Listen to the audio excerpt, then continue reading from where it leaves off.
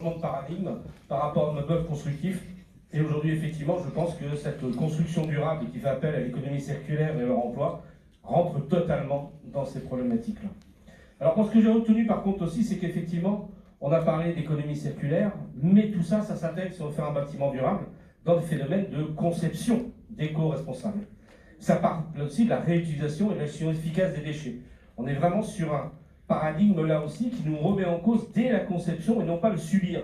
Si on veut arriver à mettre des choses en place, effectivement, si on attend que le bâtiment soit conçu pour enfin intégrer des nouvelles méthodes, de nouveaux produits, on n'y arrivera jamais. Donc effectivement, ça nous demande aussi à anticiper énormément. Et là, j'entendais la présidente de l'Ordre des architectes de Bordeaux nous faire sa présentation. Et effectivement, je pense que ça part aussi de la part des architectes. Moi, j'ai entendu aussi, on a parlé beaucoup de dioxyde, de filières de recyclage, de réemploi, d'éco-conception, etc. Ça veut bien dire que nous sommes prêts. Nous sommes prêts à y aller. Tout a été testé, entre guillemets, aujourd'hui. Beaucoup de méthodologies ont été testées. On l'a vu qu'elles sont pratiquement à maturité aujourd'hui, j'ose le dire. Et à partir de là, il faut véritablement qu'on arrive à avoir une dynamique beaucoup plus large et efficiente dans le système. Moi, par contre, je dis aussi qu'il y a quand même, j'ai retenu des mots-clés, hein, formation, travailler sur la réhabilitation, un changement rapide de paradigme qu'il nous faut. Ces mots-clés, je les ai entendus dans pas mal d'interventions. Et puis aussi, j'ai entendu que, pour l'instant, aussi, ça s'applique également avec une volonté politique. Il y a une volonté réglementaire qu'il faut qu'on arrive à avoir. Il y a des volontés qui favorisent comme ça tout ce qui est des modèles favorisant les constructions et l'éco-construction.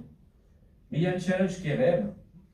Et ça, je parle en tant que responsable aussi d'un centre de transfert technologique qui est situé à La Rochelle, mais en tant qu'ODIS, en tant que président d'ODIS, c'est que je crois qu'on a besoin surtout de visibilité. D'accord ? On a tous besoin de connaître les règles qui vont nous être appliquées, qu'elles soient administratives, qu'elles soient juridiques, qu'elles soient assurantielles. On l'a dit à plusieurs moments, à plusieurs reprises. Et je pense que ça, effectivement, eh bien, un industriel, il ne développera pas une technologie s'il n'y a pas de marché. Donc c'est très bien d'accompagner l'émergence de techno, l'émergence de solutions, mais il faut surtout aussi qu'on travaille sur l'émergence de solutions appliquées et applicables avec des outils qui nous permettent d'avoir un marché derrière. Moi, j'étais avant dans une entreprise, je suis désolé, quand on développait une nouvelle techno, on ne la développait pas pour se faire plaisir, on l'a développée parce qu'on avait détecté un marché. D'accord ? Et là, c'est important qu'on garde cette notion-là du marché. Dans un contexte, il faut qu'on se le dise aussi, on n'est pas dans un contexte qui s'annonce très favorable au niveau de la construction. Je disais tout à l'heure, c'est bizarre, j'étais ici et je reçois un SMS en disant, tiens, regarde l'indice de structure, l'indice économique de la construction en Nouvelle-Aquitaine. Aujourd'hui, on a plus de 6500 logements sociaux bloqués pour des zones économiques. Moi, je me dis, attention, si nos solutions aujourd'hui, qui sont en mode pré-industriel, qui ont donc un coût intermédiaire, on sait tous que lorsqu'on met en place une nouvelle techno, une nouvelle méthode, elle a un coût d'industrialisation. Comment peut-on faire aujourd'hui pour que, dans une phase où on sait très bien que ça va tirer dur, d'accord, on arrive quand même à garder notre cap qui est parti, on voit bien qu'il est important, ce cap qui va nous permettre d'aller vers 2030. D'accord ?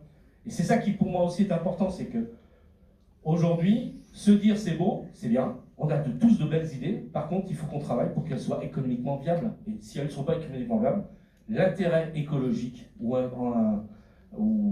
environnemental, et ben on aura du mal à le faire assumer. D'accord ? Et c'est ce que j'ai entendu aussi par rapport à l'industriel, c'est Saint-Gobain qui nous accueille aujourd'hui. D'accord ? On voit bien tout le travail qui est fait au niveau de Saint-Gobain pour aller chercher cette cible. J'ai bien cible, pas forcément immédiate, mais en tous les cas la cible, qui est d'avoir quelque chose qui est économiquement viable. D'accord ? Alors, tout ça, pourquoi je vous ai dit Cap 2030 ? C'est parce que le hasard fait que, effectivement, l'État nous a interrogés il y a quelques mois sur le fait de dire, mais on vient de sortir la RE 2020, et on voudrait faire un label d'État qui va nous permettre de réfléchir à ce que pourrait être la réglementation à l'échelle de 2025, 2028, 2030. Et puis là, on s'est dit, la filière, les clusters, les synergies, SQE, performance, etc. On s'est dit, mais on ne peut pas laisser ça avec le plan bâtiment durable, le CSTB. On ne peut pas laisser ça à nos technocrates. Il faut que, pour une fois, la filière se prenne en charge et décide de son avenir.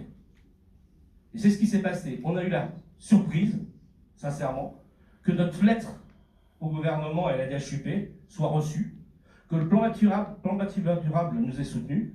Et aujourd'hui, on a donc monté un système qui s'appelle CAP 2030, qui va travailler et qui a été missionné par l'État pour les 2 prochaines années, pour sortir des indicateurs de performance dans différents domaines, d'accord, dont un domaine qui est l'éco-construction durable, le GT6, dans lequel on veut trouver des nouveaux indicateurs sur l'usage de la matière, la gestion des déchets et le réemploi, pour que ce soit opposable, pour qu'on travaille sur la circularité des produits, d'accord, et surtout également aussi sur tout ce qui est problématique de réversibilité.